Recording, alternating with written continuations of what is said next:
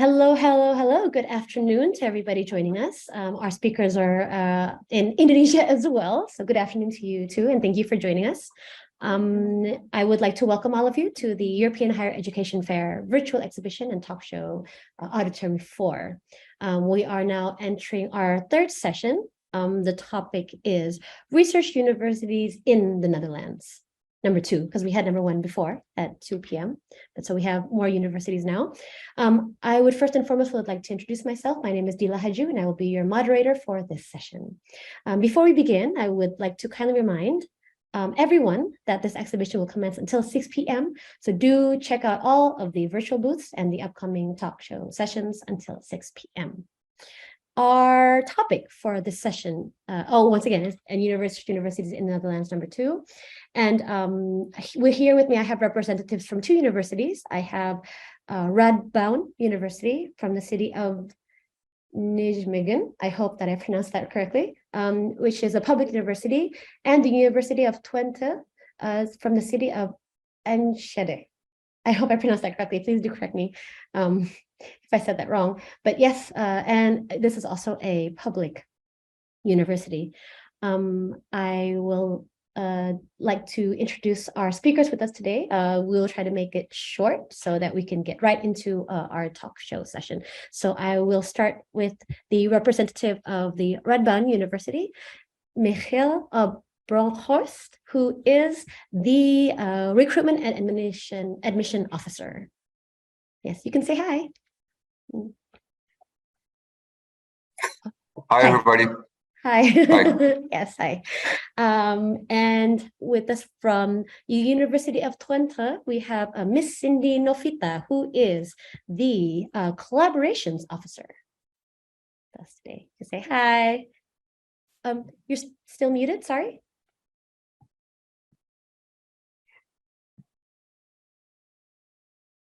Yes, you're still muted. Yes, hi, yes, hello.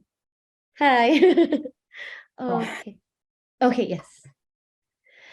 Okay, so we will jump right in. To everyone who is joining, to all participants, do feel free to write down your questions in the comment and chat box, and I will do my very best to have them answered within the session.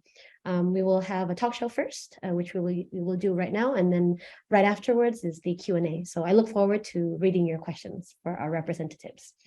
So we will begin with our first question of the talk show. Why study in research universities instead of applied sciences? This was a question that was in the previous session.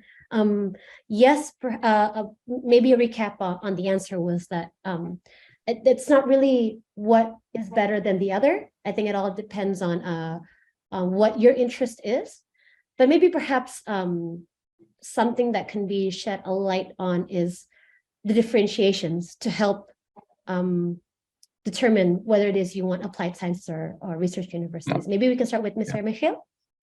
Yes, I would say that the main difference between applied sciences and research universities will be that research universities teach at a more theoretical and academical, more analytical level, whereas applied sciences are more practical, maybe even vocational if you wish. So, for instance, if you want to become a lab technician or a physical therapist or a nurse, those are typically studies you do at the University of Applied Sciences, whereas we teach our students to become researchers at a research university. So we teach our students to become doctors, lawyers, judges, scientists, researchers. Typically within the Faculty of Science I'm working for, I would say that all the students continue after their bachelor's with a master's program, and about 70 to 75% will continue with a PhD program after their master's program. So there is a difference in the way that we teach and the approach of our teaching, which makes the difference. Thank you, Mr. Michiel. Miss Cindy, would you like to add? Yes, I just want to add a little, like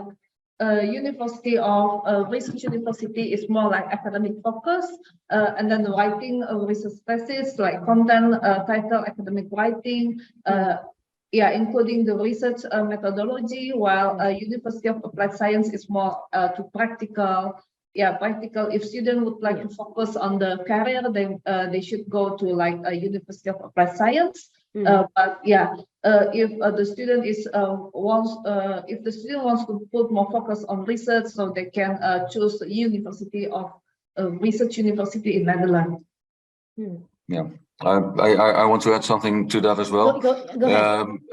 As you said, Dila, it's not a matter of which one is better. There's it's not per se that a research university is better than an applied sciences or vice versa. It's just that we attract a different kind of students. That would be the deciding factor in which is the best fit for the student. Yeah. Okay. Thank you. Yes. So again, I think we can recap that when it comes to research universities, more on a theoretical and academical level perspective, whereas applied science is more practical. But Miss Cindy did talk about what career paths would be, how perhaps if they wanted a specific career, they could do applied sciences. But since we're talking about research universities, there's a question that I would like to ask to both universities, is how are the working opportunities in Netherlands or internationally, as a matter of fact, after graduation? How will the university help the alumni to secure a job? Yeah, I mean, I'm pretty sure you can't secure a job 100%, but what facilities or programs are available for the student to secure a job after that? At Radboud University, we have a full developed career service employed in all the 7 different faculties that we have. That means that we prepare our students and help them in writing motivational letters, being active on their socials, such as LinkedIn, which is a very professional medium. We give trainings in job interviews. We do also mock interviews with the students in smaller or bigger settings. And this career service is free of charge. Wonderful. Thank you. Miss Cindy, would you like to add? If a student would like to study in Netherlands, they have like the working opportunities after graduate. A student can have like the one year working opportunities after the graduate. And the University of Twente itself, there are many international cooperation support center for students on campus, and there are many companies who open their offices in the student service. And the student support itself, they can support the student about having how to make the CV, and then how is like the Dutch working culture workshop. And there are also career days like big job fair on campus like once a year. And university also have like the startup hub on campus, like networking, how to get funding. But the students themselves have to take the initiative, looking for the opportunities, going to event and reaching out to the companies. So it will make the student feel easier to get the job. So it returns to the student itself. Yes. Yeah, that's very valuable information, Miss Cindy. That we expect our students to be self-directing in their future. It's not that we offer the jobs for their careers. They should find the jobs themselves, and we will help them getting there. Yeah, for sure. Since we are talking about talking about working opportunities and career paths, how are the alumni communities in each of your universities? How tightly tied are they? Or are they active as well? Maybe this can also help with networking. Maybe that's something that talk about, or. I would love to talk about it if I knew anything about it. Oh, okay. Okay. I'm not quite sure about the alumni network itself. I know that there's quite an active network with Indonesian students that meet during their studies in Nijmegen. They're a very close community, and I would say that they would find each other once upon returning to Indonesia after their studies. Again, in the last couple of years, we hosted some alumni dinners, especially from the medical faculty, and they were very well visited throughout the years. Yeah. Okay. Thank you. Miss Cindy, would you like to add? Yeah, the international officer of University of Twente also have like the gathering, networking with the alumni from Indonesia, and maybe you might know as well, one of our notable alumni from University of Twente is our Ministry of Forestry. She was graduated from University of Twente, and then we also have like the startup hub on campus that also work together and closely with the alumni, alumni, and do the networking to all the students around the world. Okay, nice. Thank you, Ms. Cindy. Another question. So could you mention any of your majors that are well known for its competitiveness? Think in comparison to other majors, perhaps?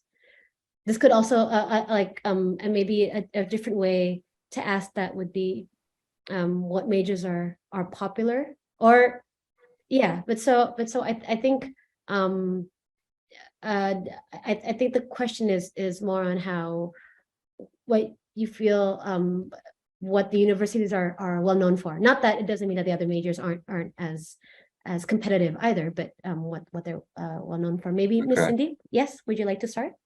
Cindy? Yes. Okay. Yeah. Our University of Twente is very good for University of College Twente for Atlas, because it is high ambition student, especially in liberal arts with focus on technology and unique combination, well-known fields. Engineering is also one of like our competitive demand in the university, because we put more focus on technology and the engineering, as well as for the business, but it is always combined with the technology. Okay, thank you. Ms. Michel, would you like to add? Yeah, I think that we have a lot of interesting and appealing majors at Radboud University. Yeah. Some of them are not so well known. For instance, the linguistic programs that we offer. They're outranking any other linguistics program in the world. Actually, a few years ago we were ranked #1 in the world. And would there have been a Nobel Prize for linguistics, it would have been awarded several times to us. Unfortunately, there's not, but there is a Nobel Prize in physics, and the research for that for that Nobel Prize has been done within our facilities, which is called the High Field Magnet Laboratory. It's one of the strongest magnets in the world, actually, that we have. Also, our medical faculty is really very high esteemed, as well as the law faculty. Faculty of Science, we're especially the physics and astronomy department is very well known these last couple of years. One of our professors, Heino Falke, he is the initiative taker behind the photographs of the black holes that were published 3 years ago. Okay. You remember the orange photo of the first photograph of the black hole. Heino Falke took the initiative in thinking about linking up telescopes all over the world to make one giant telescope, so we could look further and deeper into space. And we're really very proud of accomplishments like that. Yeah. So there's a lot of appealing programs that we have for a lot of students. Yeah. Okay, thank you. So I think we can do one more question before we head on to the Q&A. We already have several questions already. This last one, how can a student improve their chances of admission? This was also in the previous talk session on research universities. And a recap from that previous session as well is I think things of technicalities of having to make sure that you submit your admission, you submit your form as soon as possible once the opportunity becomes present. Make sure you do your research, make sure you prepare all your documents as early as possible as well, and that increases your chances of admission. But maybe perhaps are there certain aspects or certain elements that your university looks for, perhaps uniqueness, or would they submit something like a video introduction or an essay perhaps on why they should be chosen and so. So maybe perhaps would you like to start, Mr. Michel? Well, yes, ever since the 1600s, the Dutch government believes that everyone who wants to pursue higher education should be able to do so. Our education is really very accessible to anyone who meets the requirements. Okay. Once you meet the requirements, it basically means that you're in. It's not much harder than that, but it is extremely hard to stay in the university. It's not a given fact that if you are entering the first year, you will be promoted to the second year. But there is a hitch somewhere in there. But that's different information. I would say that submit your admission in time, not wait to the last minute. Be prepared, have all the documents ready that you need to submit. If you write a motivational letter, it should be outstanding and not just, but hey, especially for the numerous fixes programs, we're asking for motivational letters. And it should really indicate why you should be one of the lucky students to be admitted to the program. That should be one of the foremost elements we're looking for, and not like, hey, I've always been interested in biology, and that's why I applied to your program. That is not enough. Yes, I think genuine, and why. It should come from the heart. Yeah. Okay, thank you. Miss Cindy, would you like to add? It is similar like what Michelle say. I would recommend the student to really pay attention to the admission requirement, because its faculty, they have like their different entry requirement. Some of them maybe they require GMAT, some of them they require GRE, some of them maybe they require like working experience, as well as for the academic qualifications, they have to pay attention of that. Besides this, they have to check if their English qualification also meet the university requirement, because its faculty and its subject they have their own entry requirement. And please pay attention to the entry requirement, or maybe we have some subjects that has like numerous fixes. They still have to pay attention of that. And then for the proper motivation letter, they have to do a very complete one, because they have to write down, because motivation letter is very important. They have to write why the university should accept this student. Maybe they have to tell like a brief explanation about their background, why they're interested in that subject, and then why the university should accept the student. And then they have to pay attention for the deadline, the eligibility up form, maybe a subject description on the website, and they have to keep checking about the documentation. Okay, thank you, Miss Cindy. And on that note, we will now jump into our Q&A session. We have several questions with us already. I apologize if I won't be able to answer all of them. We will be able to answer all of them during the session, but please do visit their virtual booths that are available up until 6 p.m. So do not fret. But so we will start with our first one. So here I have a question regarding scholarships. So there is a question for if it is possible, how does the admission process for bachelor and undergrad programs, and are there scholarships available for Indonesian students?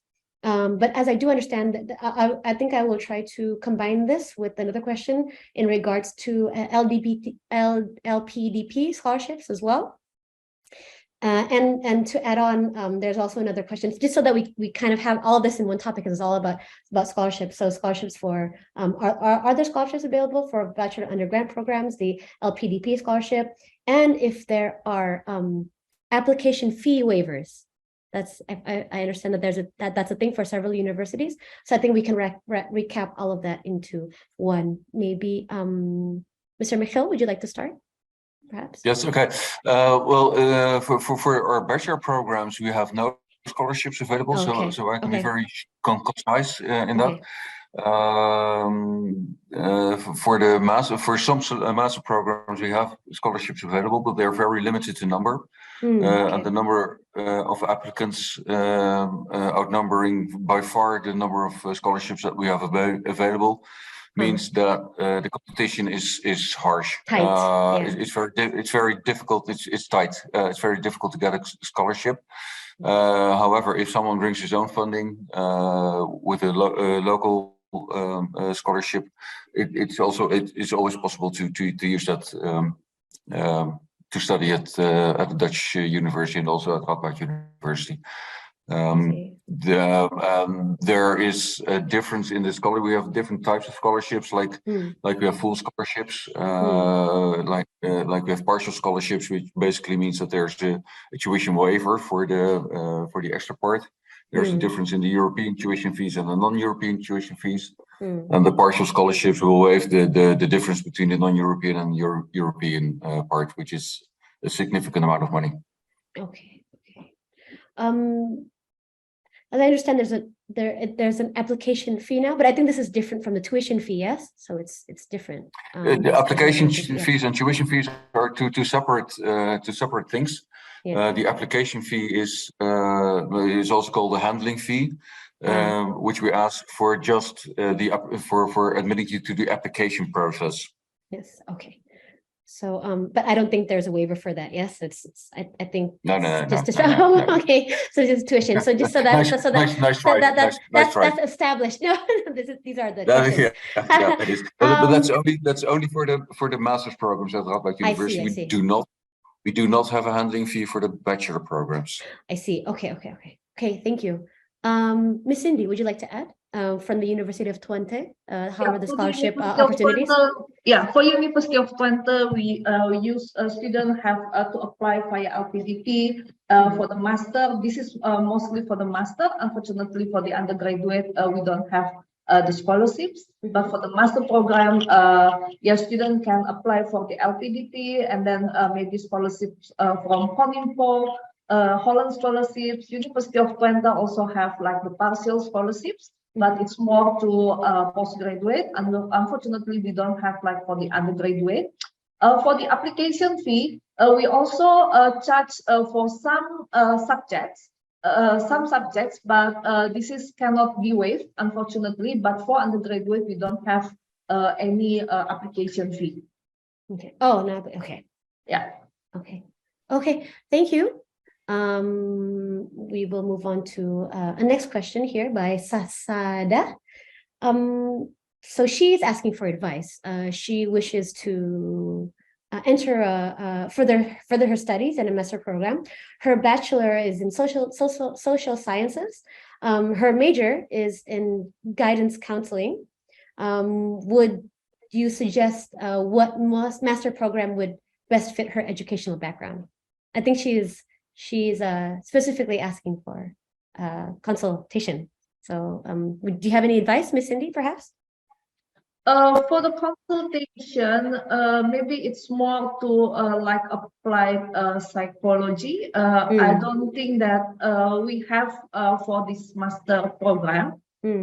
We have some like for psychology for the conflict risk and safety. We have the educational psychology. We have the educational psychology. Okay. Yes. Yeah. The duration is like 1 year. It's 1 year. And student would like to apply for this particular program. They must have like the background. From the psychology, as well as for the IELTS, they should have like 6.5 overall, and the band is not less than 6.0. Okay. Yeah. Okay.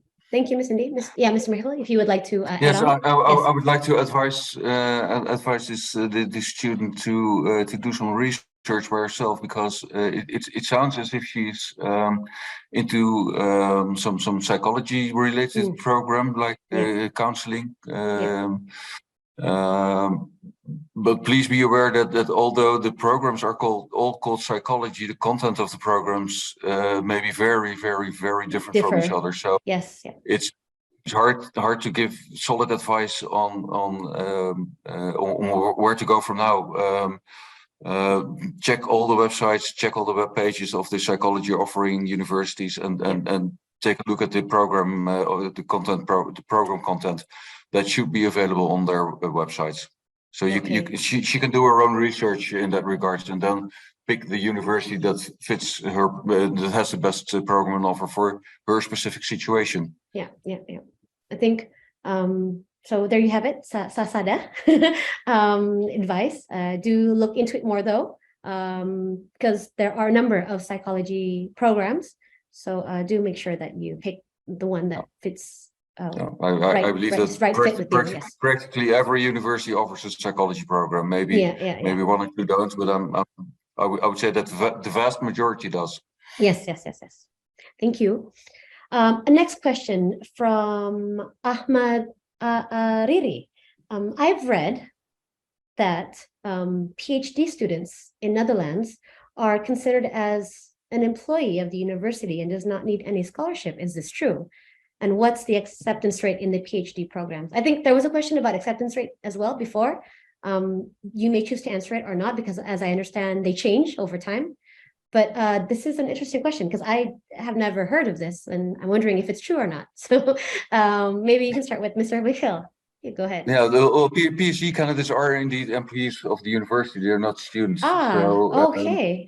They're offered a 4-year contract, and within this 4-year contract, you have to do your research, write your dissertation, and in exchange for being paid by the university, you also have to teach the students.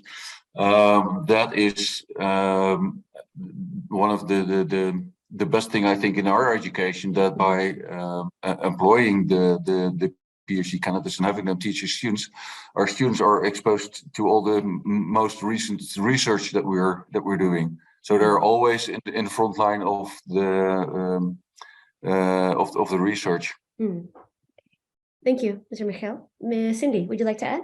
Yeah, I think it's almost the same with all university in Netherlands. Yeah, for the PhD researchers in Netherlands, mostly they are paid employees. They often working directly for the university, and the PhD candidates are generally recruited and appointed as the staff. Yeah. So So the only exception would be the self-funding PhD candidates. They bring their own money. So the only thing they have to do is be in touch with a professor in their field and make a research proposal. Then the professor can accept it or not. Yeah. Thank you. We have another question here from Evelyn Leo Putri. Hello, I want to ask, is there a qualification to apply in master's degree, Business Information Technology, University of Twente? So this is a specific question for the University of Twente, Ms. Cindy. Yes, for the Information Technology, University of Twente, we have Business Information Technology. Yes. For the Business Information Technology, we have two specialization. For the data science and business, and another one is enterprise architecture and IT management. Yeah, the duration is 2 years, and to apply for that, student must have the background in business and information technology, and the GPA must be 3.0. For the IELTS test, the student have to fulfill around, like, for the overall 6.5 and no band less than 6.0. And students have to pay attention for the deadline, because the deadline of the application is like 1st of May. And we also have the upcoming online open day, which will take place on 16th of November. A student can check to the website, and then they can book their place online to join for that, and student can speak with the admission, the faculty, and then can meet the student who is studying business information technology on that open day program. Okay, thank you, Ms. Cindy. I think we have time for one more question before we close. And I feel this is a question for both representatives. So although perhaps people have heard of what it is like to live in Netherlands, I think it's pretty easy for you to ask who studied there and how it is. But perhaps there are people who are watching this for the first time and they would perhaps like to know what it is like living in the Netherlands, being from Southeast Asia as a student. Maybe perhaps Mr. Michel, you would like to start? Yes. Well, It's like- first of all, we drive on the other side of the road, so be careful when Yeah. when you For cross starters, the road. yeah. Yeah. One of the other things is that if you get around in the Netherlands, please be sure to have a bike. Riding a bike would be your main means of transport wherever you go in the Netherlands. Okay. Within the city. If you decide to go to some other city, we do have a very sophisticated public transport system, trains and buses, and they tend to be very precise, riding on So time. shouldn't be hard to go around, yeah? It's very easy. The city of Nijmegen is located, let's say 125 kilometers from Amsterdam. There's a direct train connection between Amsterdam and Nijmegen, and it goes at least two times an hour, and in busy times 3 times an hour. So that it's very punctual as well. I would say that the Netherlands is a very quiet country. There's only 17.5 or so million people living there, so that's half the size of Jakarta, probably. So. Yeah. Okay. Thank you. Miss Cindy, would you like to add? For a Southeast Asia student who would like to study in Netherlands, no need to be afraid, especially like for homesick, yes, you have to adapt to the culture. But for the Indonesian food, no need to worry, because Netherlands has like Indonesian restaurants everywhere. It is safe, but it is true, like Michelle said, that you have to do bike everywhere you go. But no need to worry about, because the public transportation in Netherlands is very good. It is like very straightforward. You don't need to be afraid of like getting lost somewhere. Yeah, it is very like very straight and clear direction where to go. Even though when you first arrive in Schiphol Airport, it is very clear instruction where to go to any city any city in Netherlands. It is very safe. Yeah, and then the unit of Twente itself is very close to the train station. Okay. Yeah. Okay. Thank you. The one more advice: Yes. always bring your umbrella. It rains. It might rain. It might rain at any time. Okay. Regarding food, there's a lot of very good tokos in the Netherlands where you can buy wonderful Indonesian food like your terasi or dried udang. There's a lot of Indonesian food available in the Netherlands in basically every major city. So no worries about the food. Yeah, should be fine. Yeah. Thank you. Yeah, absolutely. As we were talking, 2 questions came up. I think these are simple yes or no questions, just so that we can try to, since we're short on time. So there's one from Pradipa Rasidi. She's asking if whether or not there's a website that collects current research projects by professors in the Netherlands. She's looking into this because she's interested in a PhD programs. Yes or no? Is there a website? Yes. Access to Yes. that? So yes. So Radboud Yes. University has that, and University No, of Twente has that? it's not specifically Radboud University. It's specifically. called Academic Transfer, which covers all the PhD positions in the Netherlands. Academic Transfer. Academic Transfer, that's the one. Okay. Yeah. Academic Transfer. Next to that, every university should mention all the PhD positions on their website as job positions. Wonderful, thank you. So it's academictransfer.nl or is it .com? I'm not quite sure. Okay, it's called Academic Transfer. If you Google Academic Transfer, I'm pretty sure it should show up. Yes. Okay. So to Pradipa Rasidi, Academic Transfer, search it up. I'm sure it will come up. Thank you for that. Yes. And our last one from Chutndang Kurniasi. I'm interested in PhD Sustainable Finance or Economic Development. Is this a program that is available in your university? Also a yes or no question. So do you have Miss Cindy, Mr. Michel? Yes, no? I don't know. Oh, Just look at the website. Just look at the website. Do Okay, your okay. do your research. Oh, okay. Have to check to the website, and in the website there are some professors with their journal with the research that they are focused on. Maybe the student can check and contact the professor directly. Okay, wonderful. Yeah. As on that note, we will be ending our session. Thank you so much for joining us. But before you leave, I would like to hope that you could give a closing statement, just a 1 or 2 minute closing statement is fine. Just before we close up, maybe we could start with Mr. Michel.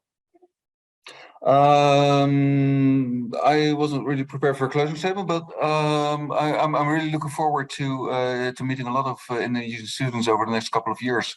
Whether it be undergraduate or graduate or PhD candidates, I believe there's a lot of interest in studying in the Netherlands, in Indonesia, and it would, if you guys keep coming, it would offer me the opportunity to come back next year to do the AF 2023, and I would love to be present again. To speak to all of you. Thank you. And to Miss Cindy to close. Yeah, I would like to welcome to all Indonesian students who wants to study in Netherlands. Yeah, once again, no need to worry about the food, and then no need to worry if students have to learn Dutch. Learning Dutch is like added value for the student. But I believe like 95% of Dutch people, they speak English. So yeah, so no need to worry about. And then I can also see like the demand from Indonesian student, especially Indonesian student for undergraduate and postgraduate is increasing. So yeah, I can't wait to see like more application to University of Twente. And please be aware of the deadline, because it have their own deadline. Yeah, make sure you don't miss the deadline. Okay. Yeah. Thank you so much. Yes, go ahead. Regarding language, there's a lot of Dutch words in the Indonesian language which will be familiar to you guys, like opa opa. We use the same word, gordijn. Oma opa is Dutch words, gordijn, wastafel, paskamer, stuff like that. It sounds very familiar. Yeah, it should make the process easier. Yeah, absolutely. Okay, wonderful. Once again, thank you so much. Oh yes, go ahead. Because we received some inquiries about some questions from the student, because student also heard the news about the housing crisis in Netherlands. It's not only in Netherlands, but also like countries around the Europe. No need to worry. University of Twente can guarantee housing offer for the first year student to arrive at University of Twente. Okay, wonderful. We do the same, by the way. No, it's okay. Honestly, I mean, we still have time. Is there anything else that you'd like to add on? It's really okay. I don't want to cut you off again. But so no, I think it's very valuable what Miss Cindy just said about the housing situation. It's tight, and it's not going to be better in 1 or 2 years. But we have a feeling that the situation will be normalizing over the next couple of years. We're looking absolutely. I'm convinced that every university in every city where a university located is very actively looking in opportunities to expand the housing availability. Yeah. But then again, it's not something that's going to be done within 1 or 2 years. We need time to do that. Okay. Unfortunately, no. Yeah. With time, I think that applies to all universities, all countries. Yeah, absolutely. It'll get better very soon. And not just to the Netherlands, but there's also many other countries. Other countries, where that's the same problem. Yes. Okay. Thank you so very much for joining us. It was fun being here. Yes. Thank you. It was fun. Yeah, absolutely. I hope it was very. Thank you so much. Yes, thank you so much. Right before we go, I would like to show the websites for the universities. So the virtual booths are available to you up until 6 p.m. But even more so after that, you can just visit their websites here for Radboud University and University of Twente. Yes. Okay. If you have any extra questions, and I am pretty sure that they are standby to help you and to see what best suits you, whether it be major or university. So, and the virtual booths are available to you until 6 p.m. So don't miss them out. Okay, thank you so very much. See you in the next sessions.